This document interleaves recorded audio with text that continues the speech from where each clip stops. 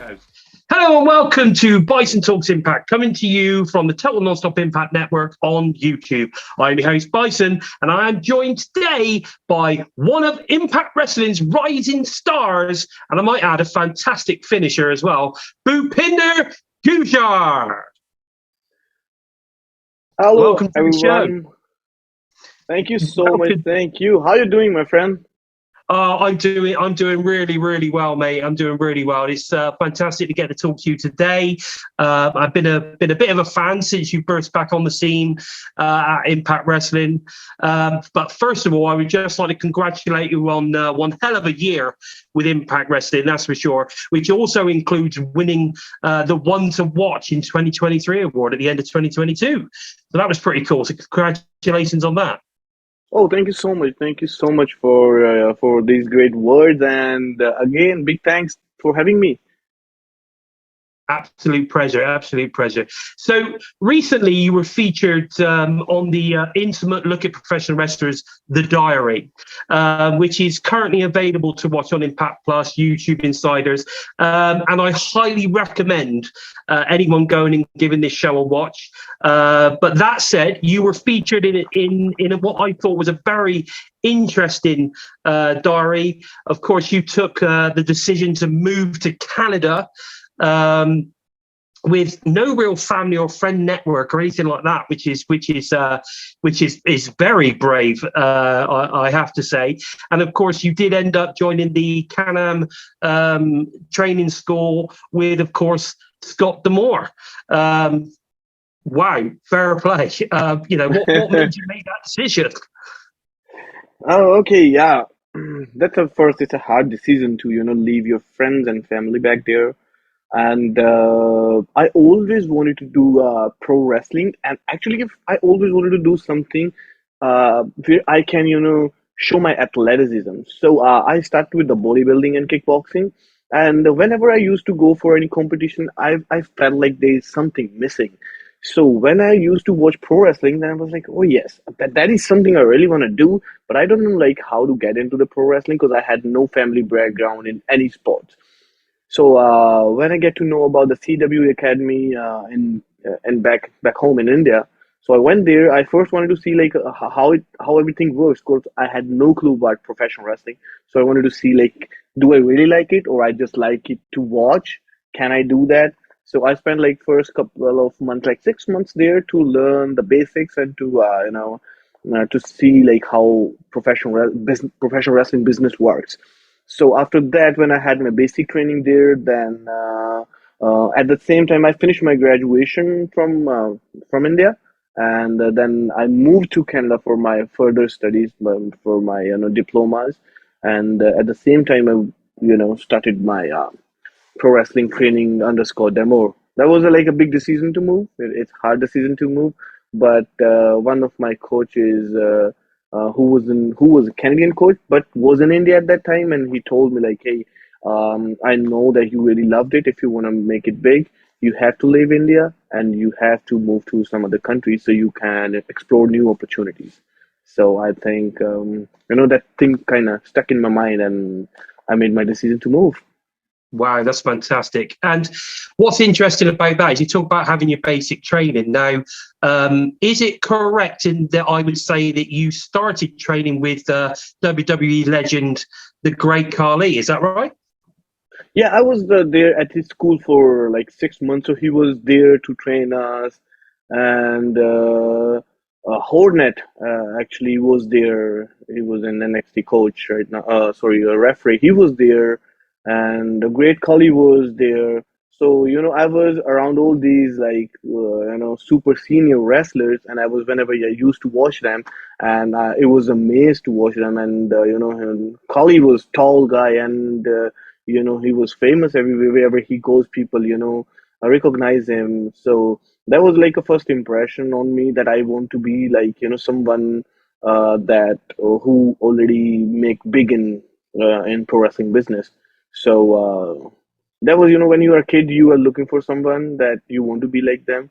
So I definitely watching on my TV, like, Kurt Angle, Samoa Joe, Rock, John, all that, like, but it was like, other side of the world, and he was like, okay, that's something like, out of my hands. I don't know like how I can do that. I have to figure out visa thing, lots of stuff.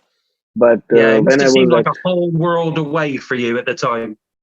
Yeah, it was like something like you really wanted to get something and it's too far. You can't do that. But then when I was in India, then I get to train under Kali. I was there for, as I said, for some time. Then I realized that I really can do that, and then it really helped me to make the decision that I really want to move out. Fair enough. Fair enough. I mean, it sounds like it was a bit of a no-brainer in the end, even though it must have been difficult to do that. I mean, it's a hell of a way from India, Canada to India. I mean, I don't even know how far that is on an airplane. So it's got to be what, 11 hours, possibly, maybe more. I don't know. It's quite a distance, right? Yeah, it's like at least 14-hour flight So it's a straight, long direct. way. It's a long way from your current, friends and family network, isn't it? Yes, it's far away.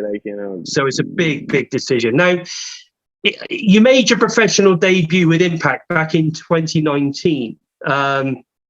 Back then, you were Bhupinder Singh as part of the Mhm. Desi Hit Squad. What was it like working with a legend like Garma Singh? Oh, that those days were like, early days of my career, and just by, staying around legends like Gama Singh and other pro wrestling actually who was working on TV, like Eddie Edwards, Moose, all these guys were in Windsor, actually, where I live. So these guys were around me. So I used to watch them very closely and try to, learn something from these guys. And Gama Singh, especially, he understand like how a guy who just moved from India, how he feels. So he comforts me. We had a good talk about pro wrestling, and yeah, like.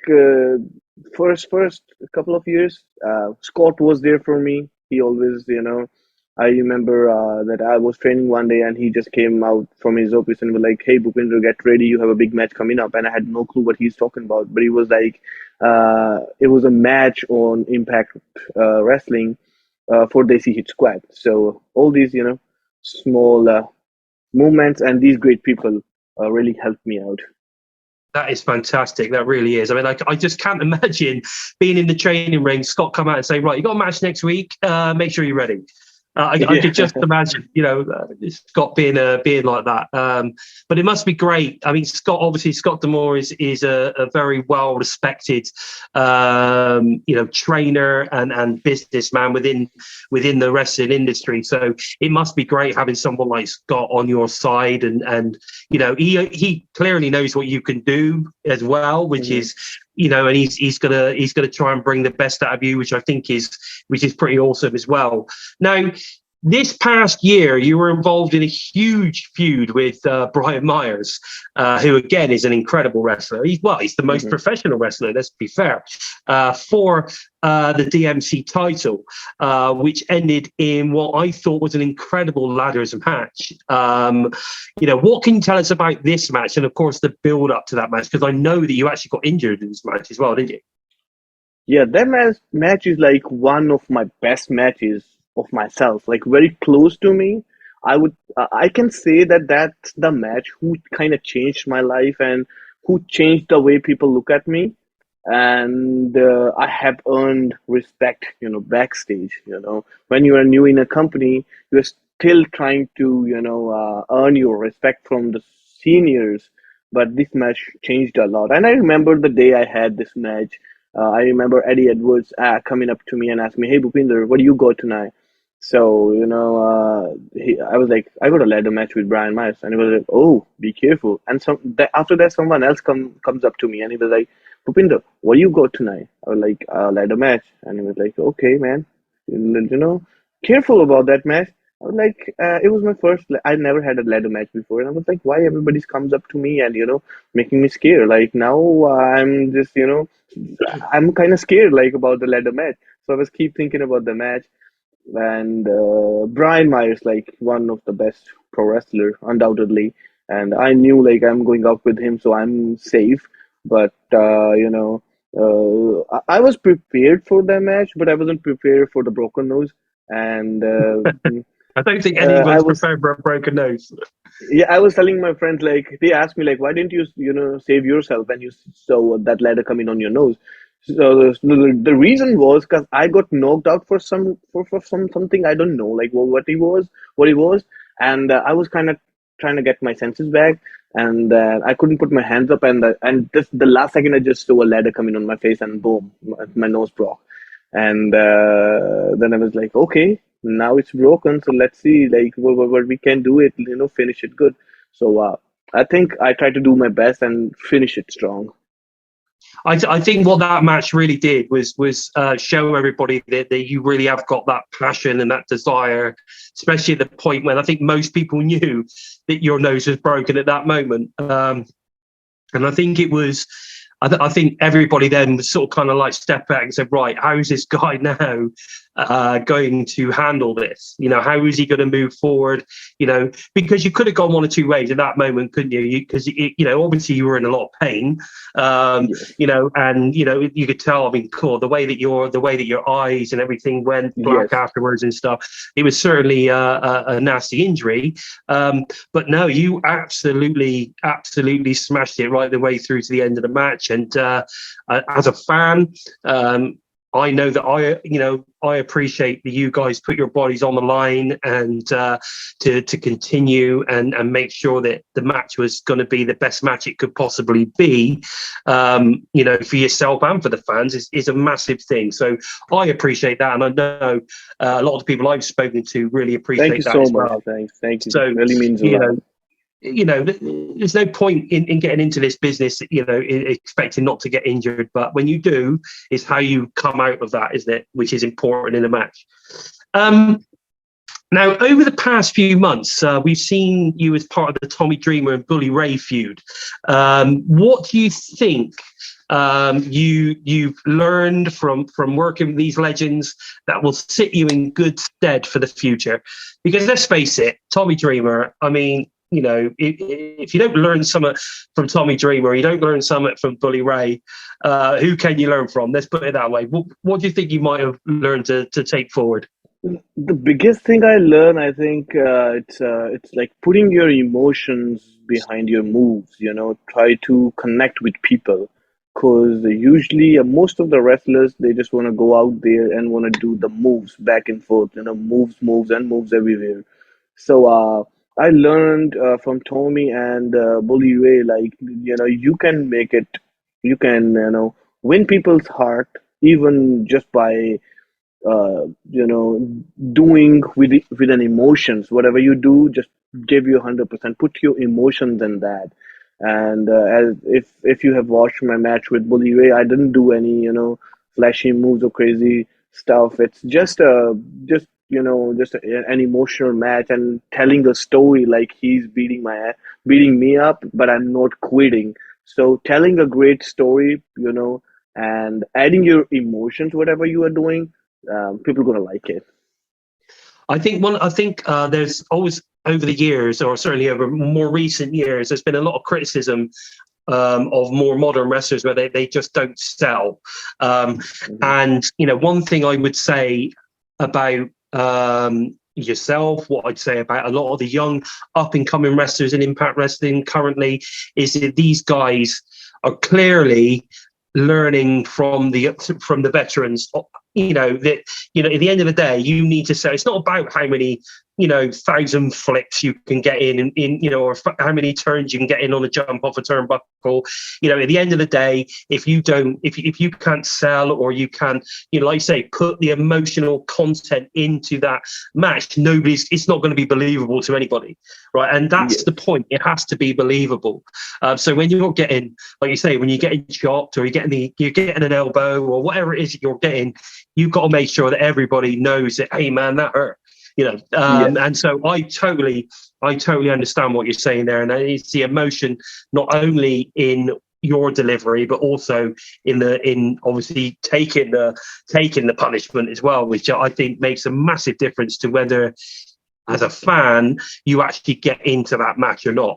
And I think you've come on so well over the last year with regards to all of those things. And I have to say, I am so glad that you brought back, the gargoyle, because I that is, for me, is such an awesome finisher. I love it. I absolutely love it. Oh, that's So great. and nobody's done it for a long time. So it's really, really cool that you're doing that. I think it's a really, really cool move. But in recent months, I'm going to say this as well, Impact have really been opening up its reach and making itself more and more accessible. What does, say, working with major distributors like DAZN mean to you, as a signed roster member? I mean, we've also got Premier as well now, haven't we? The network, the Premier Network. We've got obviously DAZN.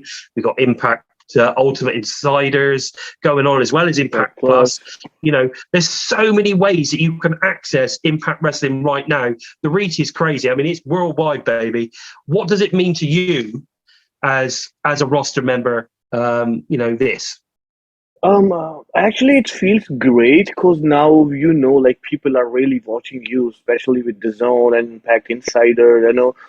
These are places where people are, really they really people really use these platforms. Especially YouTube Insiders and Impact Plus is an app where people are kind of they always looking for the better content, and the more networks we are gonna be on, the more reach we can get. And you feel I personally feel amazing and grateful to be a part of it, that now whatever I do, more and more people are watching.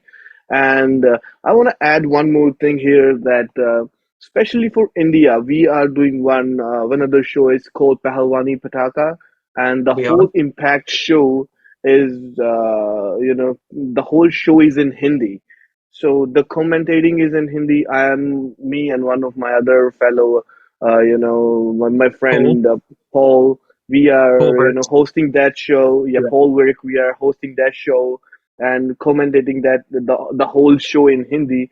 So a country like India, if you want to get, if you want to connect with people, you have kind of break the language barrier. And I think we are doing that great. And especially if we are talking about the other side of the world, Impact is really on the zone. And as I said, all these, networks really put you forward, put your content, I mean, they share the content. They provide you more, more and more opportunities as more and more people are watching you.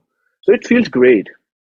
Oh, it's fantastic. It's funny enough. I could, you know what? When I was putting this interview together, I completely forgot about that, because And I've actually interviewed Paul. I've actually interviewed Paul Burt, actually, and we were talking all about the India content, and he was talking about the fantastic chemistry that you and him actually have on commentary for yes, that show, yeah, and I think that's so good to hear. actually, the first when we started the show, like I had no kind of experience on that. When I got to know, like they asked me like, "Hey, you want to do that? Are you interested?" I was like, "Yeah, that is something new. I'm always open to learn something new." So me and Paul had conversation. So we had some idea. We watched some. We did our homework, and the first show was kind of it took us to do like 2 or 3 hours, but now we are so comfortable. It's just fluent there. We don't have to remember any crazy stuff. It's just by heart. Like whatever we feel is just go with flow. Now we do whatever we have to do. Whatever show we do, we just do it in like 40-45 minutes. So it feels great now. It don't even feel as a work. We just go out there, have fun, talk about pro wrestling, and that way I get a chance to watch matches again and again when we are commentating. So that way, I'm learning something every time I'm spending more time on pro wrestling. Feels great. And the more networks we are on, the more motivate we are that we want to give our 100%. Like we know that people are watching us, so we want to give our best. Yeah, that's awesome. That is awesome. Have you actually commentated for one of your own matches? That's weird, actually, but yeah, I did. But now, luckily, we find a way, actually.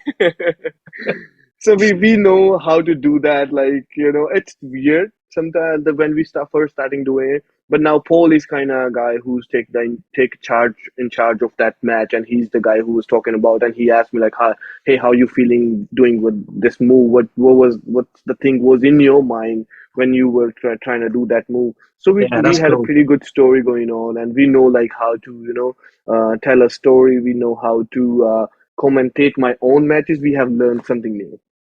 No, that's really cool. I think it's fantastic. I really do. I think all the work that you're doing, Impact at the moment, is you're coming on brilliantly. Um, Here's a question. Then the last question I'm going to ask you today: where do you see yourself, say, in 2 years? In 2 years, I definitely see myself. Uh, I want a gold around my waist. I don't know. It's gonna be a digital media title or uh, X Division title or world title. But my eyes are on the world title. But I always like to go step by step. If I have to go through first, digital media, X Division, and then world title shot, I'm ready to do it.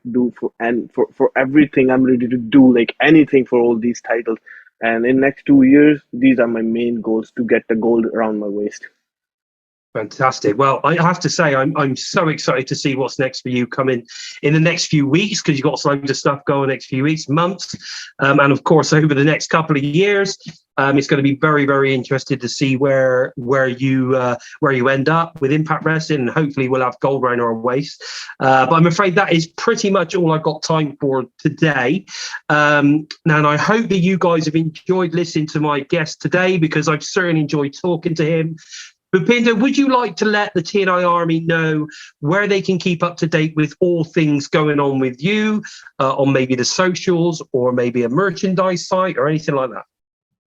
Um, my Instagram is like Bhupinder Gujjar 02. I'm mostly update on my Instagram, and I do have my YouTube channel where I post all my traveling videos.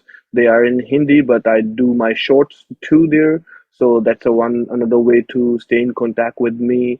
And another thing, Twitter. Like I'm pretty much kind of updated and constant with my social medias. So Instagram and Twitter is great way to connect me. So guys, please go and follow and yeah, connect with me. Fantastic. And don't forget to follow me, the Bison, on Twitter at LordBison45, and make sure to follow the Total Nonstop Impact Network at We Talk Impact, which is available on YouTube, SoundCloud, iTunes, Spotify, basically wherever you listen to your favorite shows. And of course, We Talk Impact. That's what we do. So if that's what you want to hear, then We Talk Impact, Total Nonstop Impact is the place for you. Please make sure to leave me a thumbs up. And if you're new to our content and you like what you're watching, then please consider hitting that subscribe button to make sure, if you're not following Bhupinder, then make sure that you go and do that right now. That's important. We need to make sure we follow our stars.